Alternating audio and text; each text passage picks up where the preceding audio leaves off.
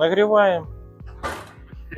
Сегодня к нам приехала вот такая турбинка с незначительными повреждениями. Геометрия заклинила немного. Колеса холодного нету, компрессорного. Вал на месте, но заклинено. Берем газовую горелку и нагреваем горячую улитку, чтобы металл расширился и проще она вышла. После того, как прогрели горячую улитку, надо забрызгать ее ВДшкой, чтобы вся ржавчина отошла. И начинаем демонтаж горячей улитки.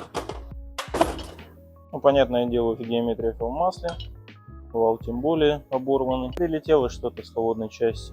И может что-то с воздушного фильтра залетело. Геометрия умерла. Производим демонтаж. Веселая картина.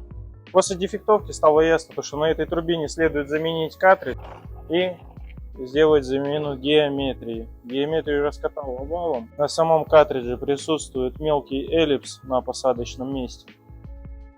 И на флажке управлением геометрией есть износы.